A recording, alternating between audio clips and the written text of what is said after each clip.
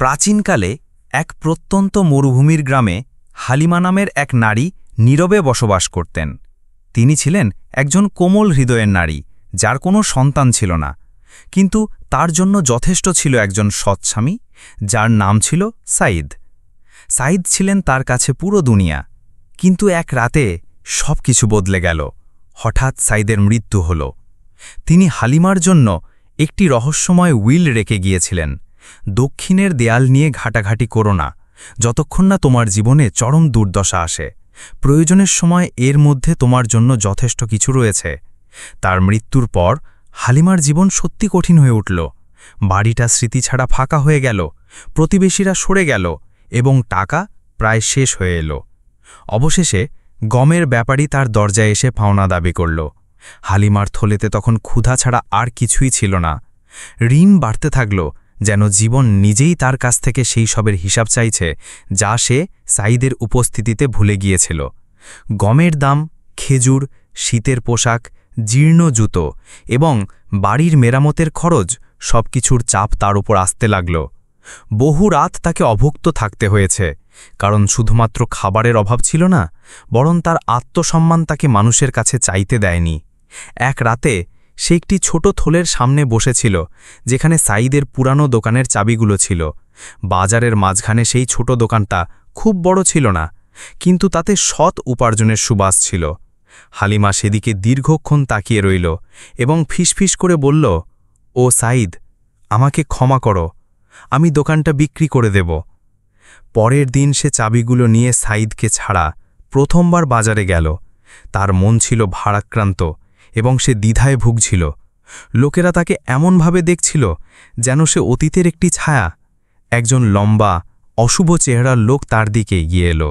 তার নাম ছিল সুফিয়ান, একজন ব্যবসায়ী যিনি তার সততার জন্য নয়, বরং তার চালাকির জন্য পরিচিত ছিলেন। সে বলল, ও সাঈদের স্ত্রী, শুনেছি তুমি দোকানটা বিক্রি করতে চাও। হালিমার নিচু স্বরে জবাব দিল, হ্যাঁ, আমার একজন ক্রেতার দরকার। হালিমা শুধু দাম সম্পর্কেই অজ্ঞ ছিল না, বরং মানুষের লোভ সম্পর্কেও অজ্ঞ ছিল। সে জানত না যে সুফিয়ান ন্যায্য মূল্যে নয়, বরং প্রয়োজনের উপর ভিত্তি করে দাম নির্ধারণ করে। সুফিয়ান ফিসফিস করে বলল, দোকানটা ছোট এবং এর অবস্থান ভালো না। আমি তোমাকে এর জন্য 50 দিনার দেব। চাইলে আরও 5টা বাড়িয়ে দিতে পারি।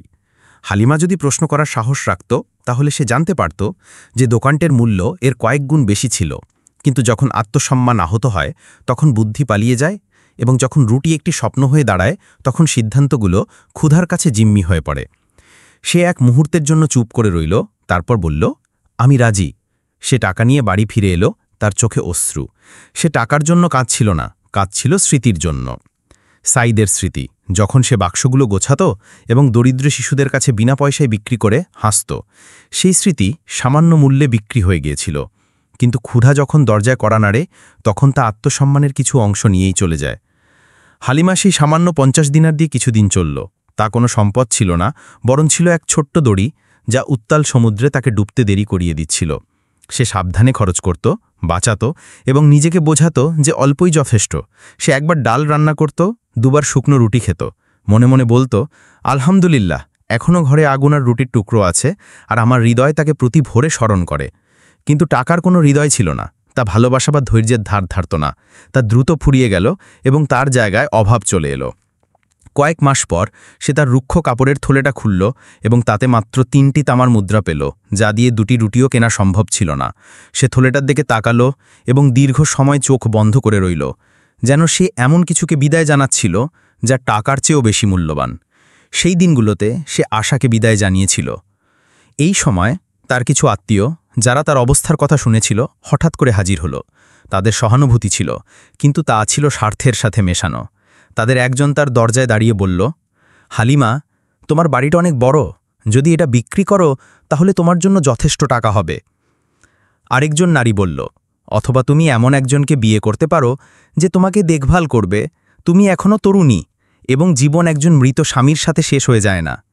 কিন্তু সে সবাইকে একটি কথায় জবাব দিল, আমি এমন একটি বাড়ি বিক্রি করব না যা আমার স্বামী নিজের হাতে তৈরি করেছেন, এবং এমন একজন পুরুষকে আমার প্রিয়জনের স্মৃতিতে প্রবেশ করতে দেব না।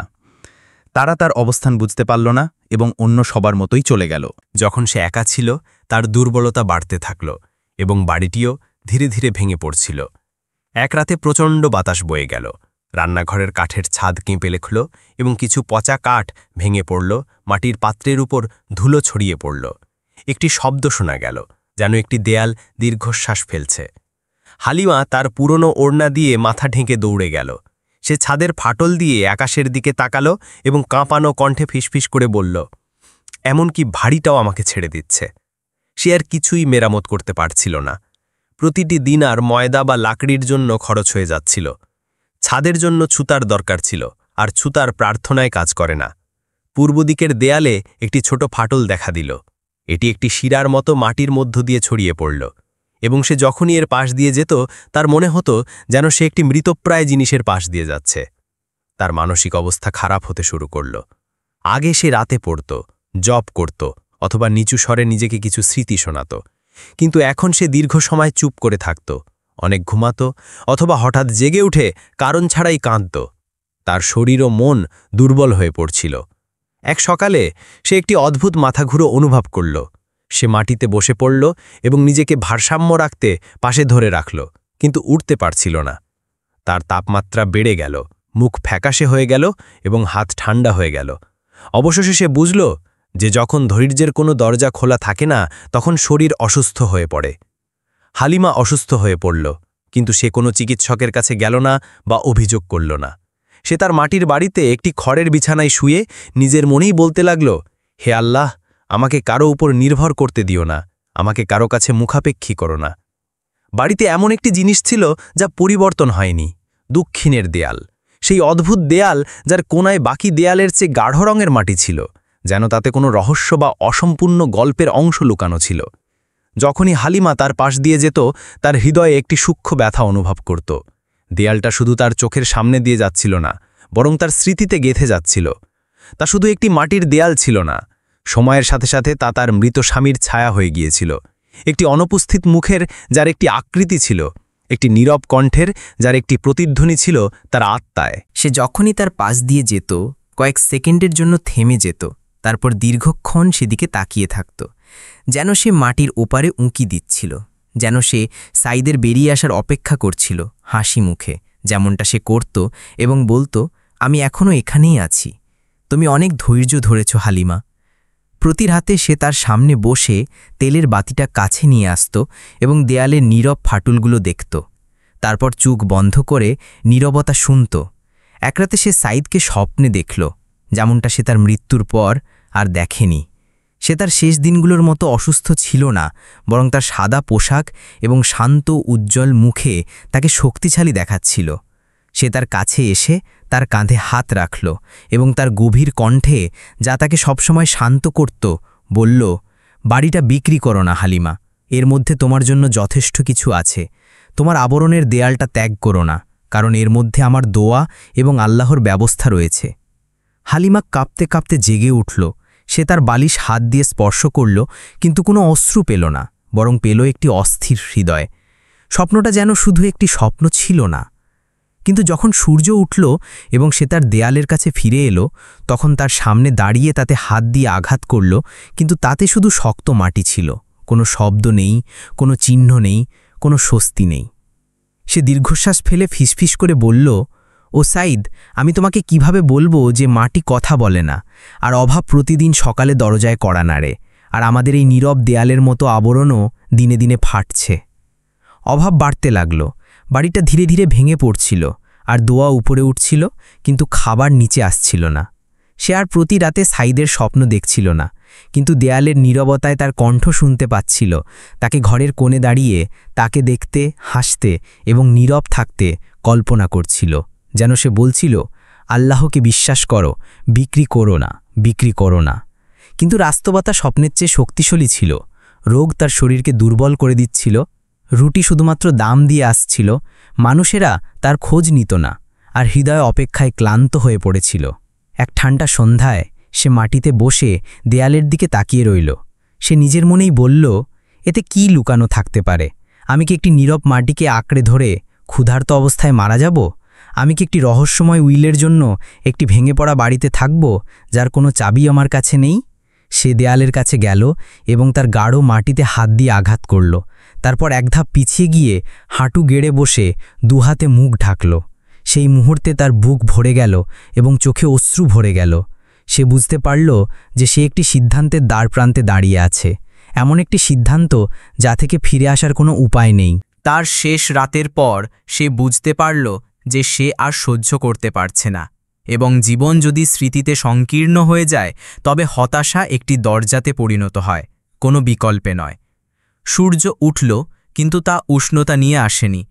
এটি ছিল একটি ধূসর সকাল এবং বাতাস উঠোনে ধুলো উড়িয়ে দিচ্ছিল। হালিমা দরজার চৌকাঠে বসে বাড়ির চাবিগুলো তার হাতে ঘোরাচ্ছিল, যেন সে তার অবশিষ্ট আত্মসম্মান এবং টিকে থাকার ক্ষমতার মধ্যে তুলনা করছিল। এক নীরব মুহূর্তে সে আকাশের দিকে তাকালো এবং বলল, হে আমার প্রতিপালক, আমি ছেড়ে দিতে চাইনি এবং তার উইলও ভরিনি, কিন্তু তুমি জানো যে ক্ষুধার্ত পেট স্বপ্ন দিয়ে শান্ত হয় না এবং স্মৃতি একা আগুন নেভাতে পারে না।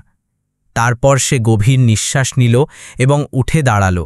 তার জীর্ণ পোশাকটা কাঁধে টেনে নিয়ে বেরিয়ে পড়ল। সে বাড়িটার জন্য একজন ক্রেতা খুঁজতে বেরিয়েছিল।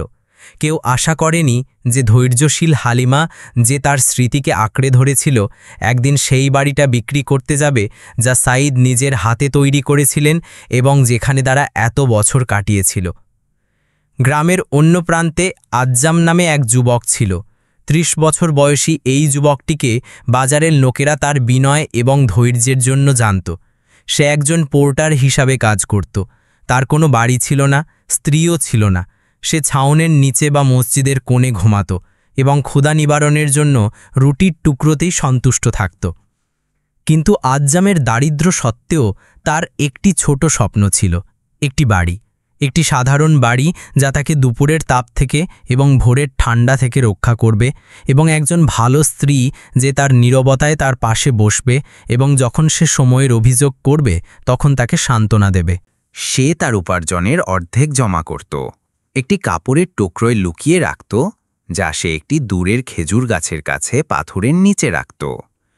প্রতি রাতে সে বলত, হে আমার প্রতিপালক, একটি ছোট বাড়ি এবং একজন পবিত্র স্ত্রী দাও, আমি এর বেশি কিছু চাই না।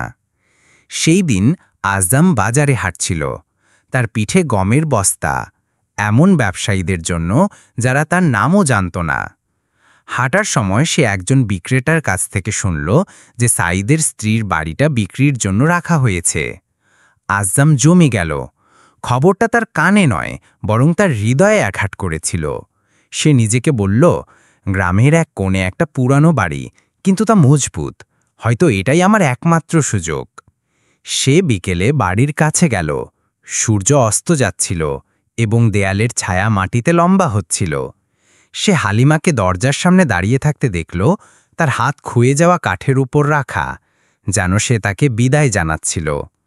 সে দ্বিধাগ্রস্ত পায়ে তার দিকে এগিয়ে গেল এবং নিচু স্বরে বলল, আসসালামু আলাইকুম, সাঈদের স্ত্রী, শুনেছি আপনি বাড়িটা বিক্রি করছেন, আমি কি দেখতে পারি? হালিমা তার দিকে তাকাল। সে তাকে আগে কখনো দেখেনি, কিন্তু তার চোখে একটি পরিচিত জিনিস দেখতে পেল, বিনয় যা সাঈদের বিনয়ের মতো ছিল এবং নীরবতা যা তার ব্যথার মতো ছিল। সে মাথা নেড়ে তাকে ভেতরে যেতে দিল। সে বেশি কথা বলল না, কারণ যে তার বাড়ি বিক্রি করে তার ব্যাখ্যা করার শক্তি থাকে না। আজ্জাম বাড়ির ভেতরে ঢুকল। সে ফাটল ধরা দেয়াল, ঝুঁকি পড়া ছাদ, ভাঙা রান্নাঘর এবং দক্ষিণ দিকের দেয়ালটা দেখল, যার রং বাকি দেয়ালগুলোর চেয়ে গাঢ় ছিল।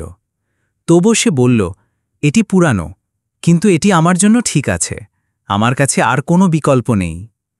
সে দরজার কাছে ফিরে এলো।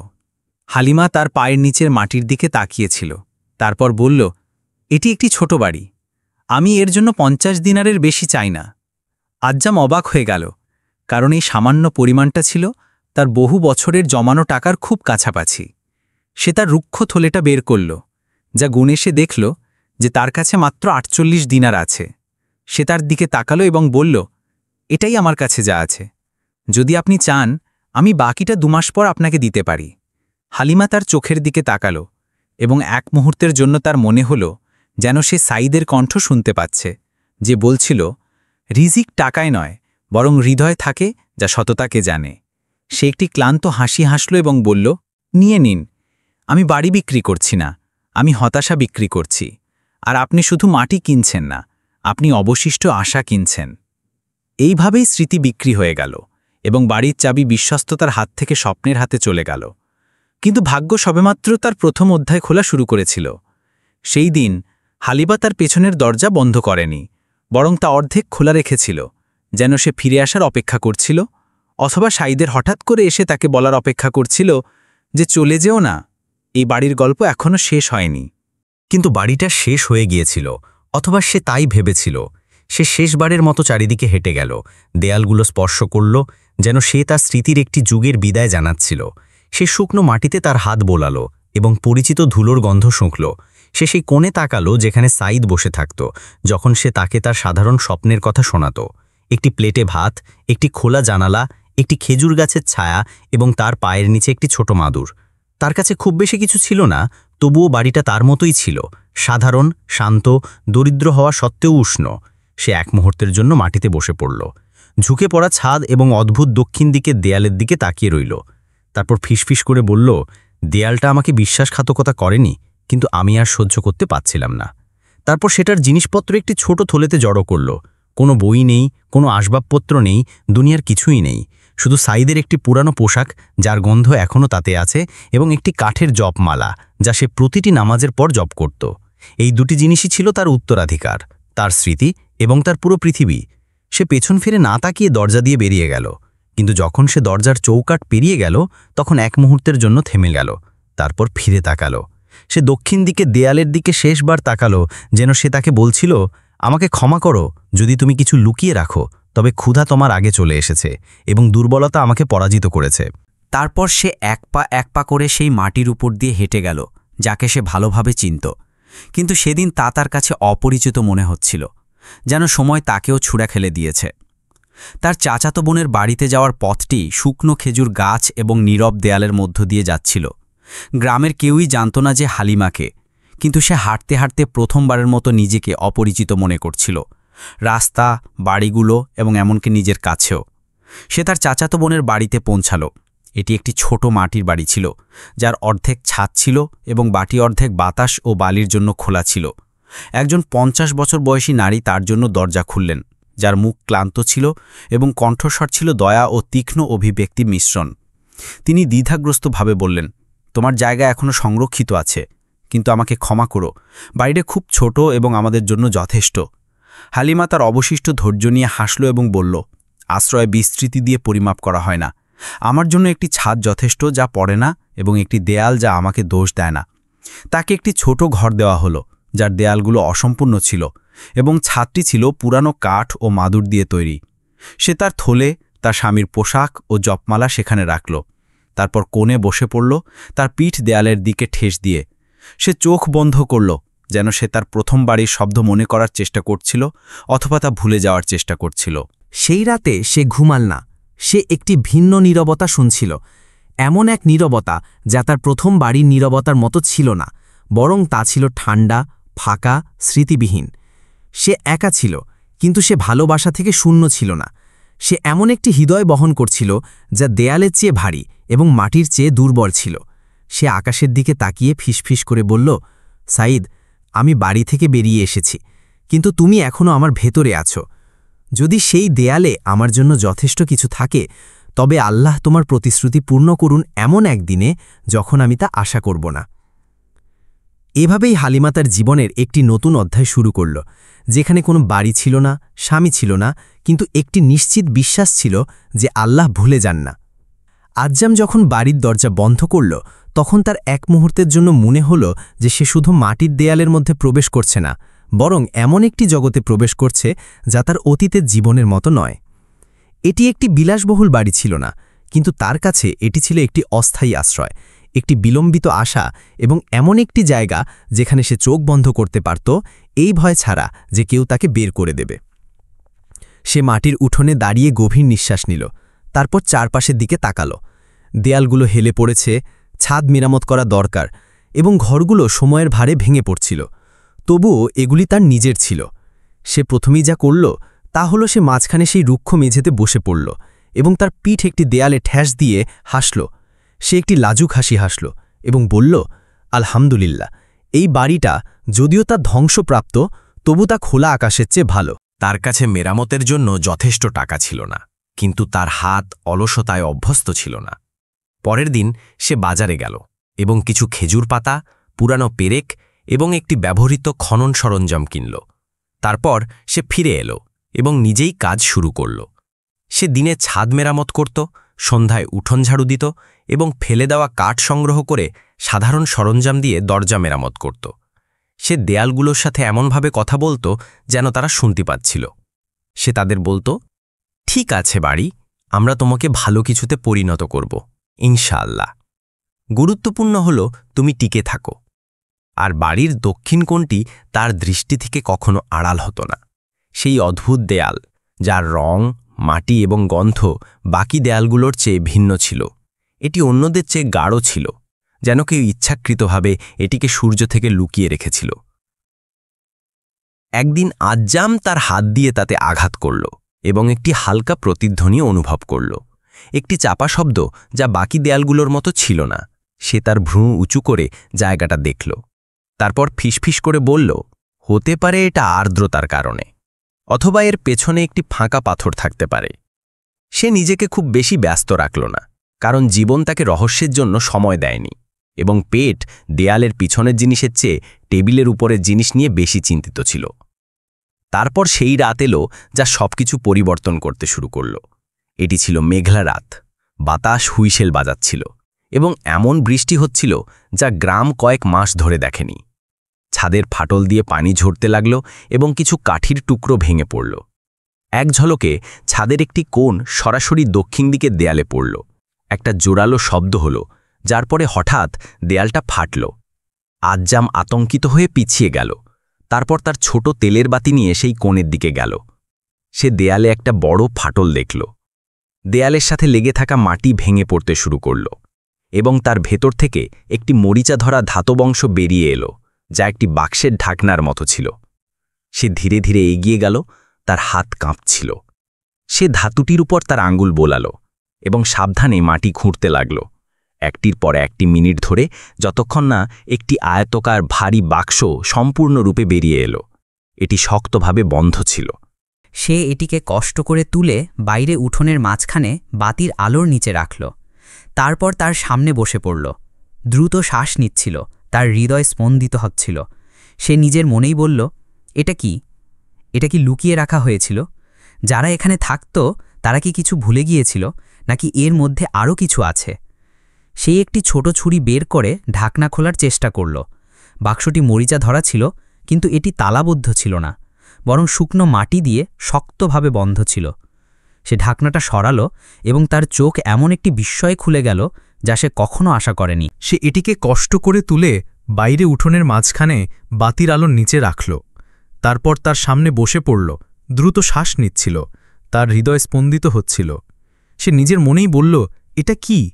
এটা কি লুকিয়ে রাখা হয়েছিল? যারা এখানে থাকত তারা কি কিছু ভুলে গিয়েছিল, নাকি এর মধ্যে আরও কিছু আছে? সে একটি ছোট ছুরি বের করে ঢাকনা খোলার চেষ্টা করল। বাক্সটি মরিচা ধরা ছিল, কিন্তু এটি তালাবদ্ধ ছিল না, বরং শুকনো মাটি দিয়ে শক্তভাবে বন্ধ ছিল। সে ঢাকনাটা সরালো এবং তার চোখ এমন একটি বিস্ময়ে খুলে গেল যা সে কখনো আশা করেনি। বাক্সটির ভেতরে একটি পুরানো, সাবধানে মোড়ানো চামড়ার থলে এবং হাতে লেখা একটি ছোট হলুদ কাগজের রোল ছিল, যা থেকে একটি পুরানো গন্ধ আসছিল, যা সময় এবং উদ্দেশ্যের মিশ্রণ ছিল। সে প্রথমে থলেটা খুলল এবং দেখতে পেল যে তাতে অনেকগুলো সোনার দিনার ছিল। সে যা দেখছিল তা বিশ্বাস করতে পারছিল না। সে দ্রুত সেগুলো গুনল এবং তার চোখের জল ধরে রাখতে পারল না।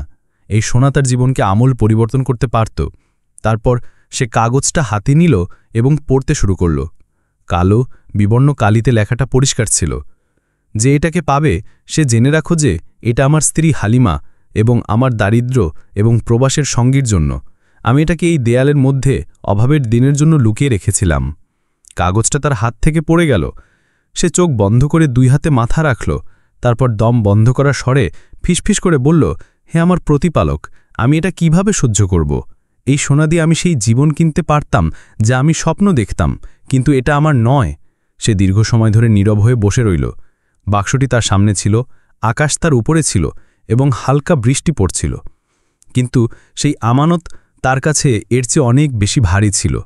সে আকাশের দিকে তাকিয়ে বলল, কি ভারী আমানত, কত কঠিন পরীক্ষা যখন আল্লাহ আমাদের হাতে এমন কিছু দেন যা আমরা ভালোবাসি, আর তার সাথে একটি উইল দেন যা আমরা লঙ্ঘন করতে পারি না। আজ্জাম সেই রাত দীর্ঘক্ষণ বসে রইল। তার মাথা তার হাত থেকে প্রায় তুলছিল না। তার সামনে বাক্সটি ছিল এবং তার বুকে দুটি টানাপোড়েন চলছিল। একটি তাকে মাটির দিকে টানছিল, অন্যটি তাকে আকাশের দিকে তুলছিল। সোনা তার হাতে ছিল এবং অভাব তাকে বছরের পর বছর ধরে পীড়িত করছিল। সে শৈশব থেকে কখনো তৃপ্তি অনুভব করেনি। সে ভাঙা ছাদের নিচে ঘুমাত, তার পিঠে মানুষের বোঝা বহন করত যখন তার নিজের কোনো কিছু ছিল না। সে যাদের সম্পদ ছিল তাদের সেবা করত এবং যারা নির্দয় ছিল তাদের সামনে মাথা নত করত। আর এখন তার সামনে নতুন করে শুরু করার সুযোগ ছিল। কিন্তু সে বার্তাটি বারবার পড়ছিল এবং প্রতিবারই তা তার চোখের সামনে নতুন করে লেখা হচ্ছিল যে এটাকে পাবে, সে জেনে রাখো যে এটা আমার স্ত্রী হালিমার জন্য। সে নিজেকে বলল, কিন্তু সে নিজের ইচ্ছায় বাড়িটা বিক্রি করেছে এবং এর মধ্যে কি ছিল তা জানত না। তাহলে কি তার অধিকার চলে যায়নি? আমার কি এটা বলার অধিকার নেই যে এটা আমার রিজেক যা আল্লাহ আমাকে দিয়েছেন? তারপর সে পিছিয়ে গেল এবং উঠোনে পায়চারা করতে লাগল। সে আকাশের দিকে মাথা তুলে ফিসফিস করে বলল, কিন্তু সে বলেছে যে এই টাকা তার জন্য এবং সে তার নামে উইল করেছে। আমি কি এমন একজনের সাথে বিশ্বাসঘাতকতা করব যে আমাকে না জেনেও আমাকে বিশ্বাস করেছিল? আমি কি এমন একজন মৃত ব্যক্তি এবং এমন একজন নারীর আমানতের সাথে বিশ্বাসঘাতকতা করব যে অভাবের কারণে বাড়িটা বিক্রি করেছে, ইচ্ছার কারণে নয়? সে তার ঘরে গেল, বাতিটা নিভিয়ে দিল এবং মেঝেতে শুয়ে পড়ল, কিন্তু ঘুম তার চোখে এলো না। সে ছাদের উপর হালকা বৃষ্টির শব্দ শুনছিল। তারপর তার চোখে জল নেমে এলো। সে কাঁদছিল, তার বুকের ভেতর কিছু যেন ভেঙে যাচ্ছিল। সে ঘরের অন্ধকারে বলল, কত কঠিন যখন আল্লাহ তোমাকে এমন কিছু দেন যা তুমি চেয়েছিলে এবং তোমার হৃদয়কে পরীক্ষা করেন যে তুমি তার যোগ্য কি না। তারপর সে ঘুমিয়ে পড়ল। স্বপ্নে সে একটা পবিত্র মুখের মতো একটা পরিষ্কার মুখ দেখল, একজন সাদা পাগড়ি পরা ব্যক্তি যার মুখ উজ্জ্বল ছিল। সে তার কাছে এসে ফিসফিস করে এবং ডাকার মতো করে বলল, আজ্জাম, যদি তুমি আমানতের সাথে বিশ্বাসঘাতকতা করো তবে তুমি নিজের সাথে বিশ্বাসঘাতকতা করবে, আর সোনা যদি তোমার হাতের আগে তোমার হৃদয়ে প্রবেশ করে তবে তা তোমাকে হত্যা করবে। আজ্জাম আতঙ্কিত হয়ে ঘুম থেকে জেগে উঠল। সে তার মুখ স্পর্শ করল এবং দেখল যে তার গালে অশ্রু গড়িয়ে পড়ছে, যা সে অনুভব করেনি। তারপর সে উঠে অজু করল, দুরাকাত নামাজ পড়ল এবং তার সেজদায় দীর্ঘক্ষণ ধরে কাঁদছিল। তার প্রার্থনার শেষে সে বলল, হে আল্লাহ, আপনি আমার দারিদ্র্য, আমার দুর্বলতা এবং একটি বাড়ি ও স্ত্রীর প্রতি আমার আকাঙ্ক্ষা জানেন, কিন্তু আমি এমন হারাম চাই না যা আমার অবশিষ্ট হৃদয়কে নষ্ট করে দেবে, এবং এমন টাকা চাই না যা বিশ্বাসঘাতকতায় কলুষিত। যদি এর মধ্যে আমার কোনো অংশ থাকে তবে আমাকে তা দিন যা আপনি আমার জন্য ভালো মনে করেন, আর যদি না থাকে তবে এটা অন্য কারো জন্য আবরণ হোক, এবং আমাকে এমন কিছু দিয়ে প্রতিস্থাপন করুন যা আপনাকে সন্তুষ্ট করে। সকালে আজ্জামের মুখ ক্লান্ত ছিল, কিন্তু সে শান্ত ছিল। সে চামড়ার থলেটা যেমন ছিল তেমনই করে আবার গুছিয়ে রাখল এবং কাগজটা বাক্সে ফিরিয়ে দিল। তারপর সে বাক্সটি হাতে নিয়ে বাড়ির বাইরে হেঁটে গেল। তার নতুন সিদ্ধান্তের উপর সূর্য প্রথমবারের মতো উঠছিল। সকালটা ছিল ভিন্ন। এর সূর্য ছিল শান্ত, যা জ্বালাচ্ছিল না, এবং এর বাতাস ছিল হালকা, যা কিছুটা প্রশান্তি বয়ে আনছিল, যেন তার রাতের অন্ধকারে নেওয়া এই কঠিন সিদ্ধান্তের জন্য একটি গোপন সুসংবাদ ছিল। সেই সকালে আজ্জাম তার বাড়ি থেকে বেরিয়েছিল, বাক্সটি হাতে নিয়ে। বাক্সটি ওজনে ভারী ছিল না, কিন্তু এর মধ্যে এমন একটি আমানত ছিল যা সেই থলিগুলোর বোঝার চেয়েও ভারী ছিল, যা সে তার জীবনভর বাজারে বয়ে এসেছে। সে খালি পায়ে সেই মাটির রাস্তায় হাঁটছিল, যেমনটা সে অভ্যস্ত ছিল, কিন্তু এবার তার পদক্ষেপগুলো ছিল দৃঢ়, যেন মাটি নিজেই জানত যে সে এবার নিতে যাচ্ছে না, বরং দিতে যাচ্ছে, কোনো প্রতিদানের আশা ছাড়াই। সে কিছু লোককে হালিমার ঠিকানা জিজ্ঞাসা করল এবং তাকে বলা হলো যে সে তার চাচাতো বোনের বাড়িতে গ্রামের এক কোণে চলে গেছে। সে দরজার কাছে গেল, তার হৃদয়ে জোরে জোরে ধরপড় করছিল। সে এক মুহূর্তের জন্য দ্বিধা করল, তারপর ৩ বার দরজায় কড়া নাড়ল। একজন বয়স্ক, ক্লান্ত চেহারার নারী তার জন্য দরজা খুলল। তিনি হালিমার চাচাতো বোন ছিলেন। সে বিনয়ের সাথে তাকে বলল, যদি সম্ভব হয় আমি হালিমার সাথে দেখা করতে এসেছি। তিনি এক মুহূর্তের জন্য তাকে দেখলেন, তারপর তাকে একটি ছোট উঠোনে ঢুকতে দিলেন এবং বললেন, এখানে অপেক্ষা করো। তারপর হালিমাকে ডাকতে গেলেন। কয়েক মিনিট পর হালিমা বেরিয়ে এলো, তার ওড়নার প্রান্ত টেনে। তার মুখে ক্লান্ত ছিল, কিন্তু তার চোখ আগের মতোই ছিল, শান্ত, বিশুদ্ধ, রাত জাগা এবং ধৈর্যের চিহ্ন বহন করছিল। সে দরজার কাছে থেমে তারপর আজ্জামের দিকে তাকালো। সে কথা বলল না, শুধু ভ্রু কুঁচকে প্রশ্ন করল। সে একটি নিচু কাঁপানো স্বরে বলল, আমি ক্রেতা বা বিক্রেতা হিসাবে আসিনি, আমি একজন আমানতদার হিসেবে এসেছি। সে তাকে অবাক হয়ে দেখল, তারপর হাতে থাকা বাক্সটির দিকে তাকালো। সে তার দিকে এগিয়ে গেল এবং বাক্সটি তার সামনে মাটিতে রাখল। তারপর বলল, যখন আমি আপনার কাছ থেকে বাড়িটা কিনেছিলাম তখন আমি শুধু একটি আশ্রয় খুঁজছিলাম, কিন্তু আমি এমন কিছু পেলাম যা আমি কখনো কল্পনা করিনি। আমি দক্ষিণ দিকের দেয়ালে একটি লুকানো বাক্স পেলাম, যার মধ্যে একটি থলে ভর্তি সোনা এবং একটি চিঠি ছিল। হালিমা একটি চাপা শব্দ করে তার বুকে হাত রাখল এবং বাক্সের পাশে হাঁটু গেড়ে বসল। সে সাবধানে এটি খুলল, যেন সে অতীত থেকে কিছু খুলছে। সে থলেটি দেখল এবং তার কাঁপানো আঙুলের ডগা দিয়ে স্পর্শ করল। তারপর চিঠিটা তুলে নিল এবং তা পড়ল। পড়া শেষ হওয়ার সাথে সাথে সে ভেঙে পড়ল। সে একটি ভাঙা স্বরে কাঁদতে লাগল, যা হতাশায় নয়, বরং বহু বছরের জমা হওয়া ব্যথা থেকে মুক্তি পাওয়ার কারণে হয়েছিল। সে বলল, ও সাইদ, তুমি আমাকে বিশ্বাসঘাতকতা করনি। এমনকি তুমি মাটির নিচে যাওয়ার পরেও তুমি দেয়ালে টাকা লুকিয়ে রেখেছিলে এবং নিজের হাতে আমার নাম লিখেছিলে এবং আমার জন্য এমন একটি আমানত রেখে গিয়েছিলে যা আমার জীবন ফিরিয়ে দিয়েছে। সে তার দিকে মাথা তুলে তাকালো, তার মুখ অশ্রুতে ভিজে যাচ্ছিল এবং বলল, আর তুমি তো দয়া এবং আস্থার বার্তাবাহক। তুমি এমন কিছু নিয়ে এসেছ যা অনেকেই পারত না, এবং একটি আমানত রক্ষা করেছ যা তুমি চুরি করতে পারতে, কিন্তু তুমি তা নিয়ে উপরে উঠতে পছন্দ করেছ। আজ্জাম কথা বলতে চেয়েছিল, কিন্তু শব্দ তাকে ছেড়ে গেল। সে শুধু মাথা নত করল এবং ফিসফিস করে বলল, আমি শুধু আল্লাহর সন্তুষ্টি চেয়েছিলাম। আমি শুধু একজন দরিদ্র মানুষ যে সততার সাথে দারিদ্র্য থেকে বেরিয়ে আসতে চেয়েছিল। সে বলল, আর এই সততা তোমাকে সোনার চেয়েও উপরে তুলেছে। তোমার এই আমানতে একটি অংশ আছে। সে মাথা নেড়ে প্রত্যাখ্যান করল, এটা আপনার নাম এবং আপনার স্বামীর উইল অনুযায়ী। সে জোর দিয়ে বলল, তোমার একটি অংশ আছে, টাকার নয়, বরং বরকতের, কারণ আল্লাহ সৎকর্মশীলদের পুরস্কার নষ্ট করেন না। তারপর সে থলেটি তার হাতে দিল এবং বলল, এর থেকে যা তোমার জীবন চালাবার জন্য যথেষ্ট তা নিয়ে নাও। আমি কোনো সম্পদ চাই না, আমি আত্মসম্মান চেয়েছিলাম, আর আল্লাহ তা তোমার হাতের মাধ্যমে আমাকে ফিরিয়ে দিয়েছেন। আজ্জাম ইতস্তত করল, তারপর অনিচ্ছা তার কথা মেনে নিল। লোভের জন্য নয়, বরং তার সন্তুষ্টির জন্য এবং তার কিছু প্রয়োজন মেটানোর জন্য।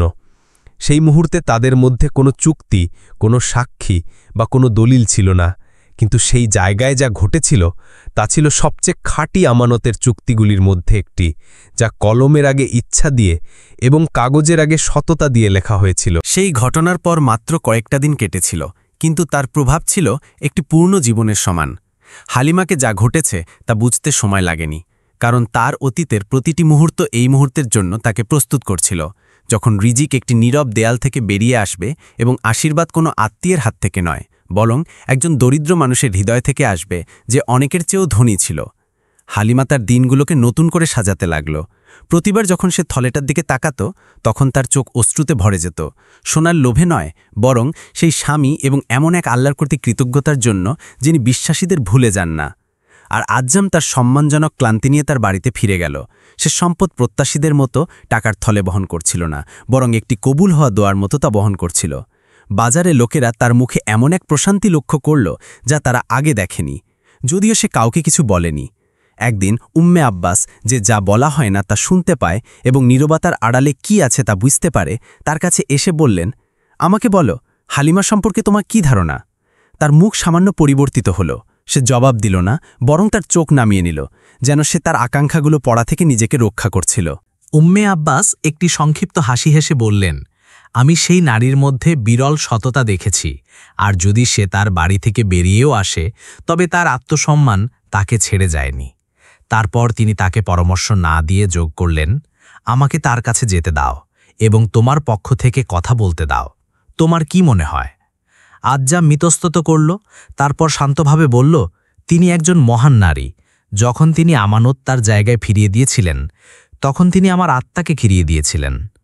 কিন্তু আমি একজন সাধারণ মানুষ, আমি একজন পোর্টার ছিলাম, এবং আল্লাহর অনুগ্রহে এখন আমার একটি শুরু হয়েছে, এর বেশি কিছু নয়। আমি তার দরজায় কড়া নাড়তে ভয় পাই, কারণ তা ঘৃণা থেকে নয়, বরং লজ্জার কারণে বন্ধ হয়ে যেতে পারে। উম্মে আব্বাস জবাব দিলেন, এটা আমার উপর ছেড়ে দাও। নারীদের এমন একটি ভাষা আছে যা পুরুষেরা বোঝে না। পরের দিন উম্মে আব্বাস হালিমার চাচাতো বোনের বাড়িতে দরজায় কড়া নাড়লেন। তিনি তার অভ্যাস অনুযায়ী ভূমিকা ছাড়া ভেতরে ঢুকলেন এবং উঠোনের মাঝখানে বসলেন। তারপর হালিমার দিকে একটি গম্ভীর দৃষ্টিতে তাকিয়ে বললেন, হে আমার কন্যা, এমন একজন পুরুষের ব্যাপারে তোমার কি ধারণা যে সৎ ও পবিত্র, যে জিজ্ঞাসা করে না বা লোভ করে না, এবং যে তোমাকে এমন এক জায়গা থেকে আশ্রয় এনে দিয়েছে যা তুমি আশা করনি? হালিমা শান্তভাবে বলল, আমার মনে হয় আপনি আজ্জামের কথা বলছেন। তিনি জবাব দিলেন, আমি তার হৃদয়ের কথা বলছি, তার নামের কথা নয়। এমন একজন পুরুষ যে সোনাকে স্পর্শ করার পরেও তা প্রত্যাখ্যান করেছিল এবং বলেছিল, এটা আমার নয়। এমন একজন পুরুষ যে তোমার রিজিক ফিরিয়ে দিয়েছে এবং সে চাইলে তোমাকে না জানিয়েই পিঠ ফিরিয়ে নিতে পারত। হালিমা দীর্ঘ সময় নীরব থাকল, তারপর বলল, আল্লাহর কসম, আমি তার মধ্যে শুধু ভালো আচরণ দেখেছি, কিন্তু আমি কল্পনাও করতে পারিনি যে সাঈদের পর আরেকজন পুরুষ আমার জীবনে আসবে। উম্মে আব্বাস নম্রভাবে বললেন, সাঈদ সেরা পুরুষদের একজন ছিল, কিন্তু জীবন থেমে থাকে না। আর যদি আশ্রয় একজন সৎ পুরুষের হাত দিয়ে আসে, তবে তা প্রত্যাখ্যান করা উচিত নয়। হালিমা তার কথাগুলো নিয়ে ভাবল, তারপর একটি আত্মসমর্পণের স্বরে বলল, যদি আমার এবং আল্লাহর মধ্যে যা ছিল তা খাঁটি হয়, তবে তিনি আমাকে ভালো কিছু দিয়ে আশীর্বাদ করবেন। আর যদি তিনি আজ্জামের মধ্যে আমার জন্য ভালো কিছু দেখেন, তবে আমি তাকে প্রত্যাখ্যান করব না। এভাবেই বিয়েটা সম্পন্ন হলো এবং হাসি ফিরে এলো। কোনো জাঁকজমকপূর্ণ আয়োজন ছিল না, কোনো বড় ভোজ ছিল না, বরং ছিল সততা, আমানত এবং সন্তুষ্ট হৃদয়। আজ্জাম তার অবশিষ্ট সোনা দিয়ে পুরানো বাড়িটা মেরামত করতে শুরু করল। তারপর কিছু সাধারণ আসবাবপত্র কিনল এবং হালিমাকে তার চাচাতো বোনের বাড়ির সংকীর্ণ ঘর থেকে সেই বাড়ির উষ্ণতায় নিয়ে এলো, যা সে কেঁদে বিদায় জানিয়েছিল, আর এখন সে সম্মানের সাথে তাতে ফিরে এসেছে। তারপর এক সকালে হালিমা তাকে বলল, ও আজ্জাম, এই টাকাটা শুধু আমার জন্যে ছিল না, বরং তাদের জন্যে ছিল যারা এর অধিকার ফিরিয়ে দিয়েছে। একটি দোকান খোলো এবং তাতে মশলা, কাপড় এবং যা গ্রামের প্রয়োজন তা রাখো। এভাবেই হলো। আজ্জাম তার নতুন দোকানটি খুলল এবং সেখানে সে শুধুমাত্র পণ্য নয়, বরং তার চরিত্র, তার হাসি এবং তার বরকত দিয়ে বিক্রি করতে শুরু করল। সময়ের সাথে সাথে দোকানটি বাজারের সবচেয়ে ব্যস্ত জায়গাগুলির মধ্যে একটি হয়ে উঠল। সে আরেকটি আরও বড় বাড়ি কিনল এবং তারা শুধুমাত্র সোনা দিয়ে নয়, বরং গভীরতম সন্তুষ্টি দিয়ে একটি বিস্তৃত আশ্রয়ে বসবাস করতে লাগল। আর হালিমা আল্লাহ তাকে যা দিয়েছিলেন তা থেকে দান করতে শুরু করল। সে গোপনে দান করত এবং বিধবাদের দরজায় কড়া নাড়ত, যেমনটা অতীতে তার দরজায় কড়া নাড়া হয়েছিল। সে নিজের মনেই বলত, আল্লাহ আমাকে যেমন আশ্রয় দিয়েছেন, আমিও অন্যদের জন্য আশ্রয়ের দরজা হতে চাই। একদিন একজন তাকে জিজ্ঞাসা করল, কিভাবে একটি ভাঙা দেয়াল থেকে ভালো কিছু বেরিয়ে এলো। সে একটি শান্ত হাসি দিয়ে জবাব দিল, দেয়াল রিজিক বের করে দেয়নি, বরং প্রার্থনা, সততা এবং খাঁটি উদ্দেশ্য তা করেছে। এভাবেই গল্পটি শেষ হলো, যেমনটা ধৈর্যশীলদের গল্প শেষ হওয়া উচিত। আকার বিজয় দিয়ে নয়, বরং এমন মূল্যবোধের বিজয় দিয়ে যা কখনো মরে না। এবং একটি নতুন ভিডিওতে দেখা হবে। আপনারা সবাই নিরাপদে থাকুন।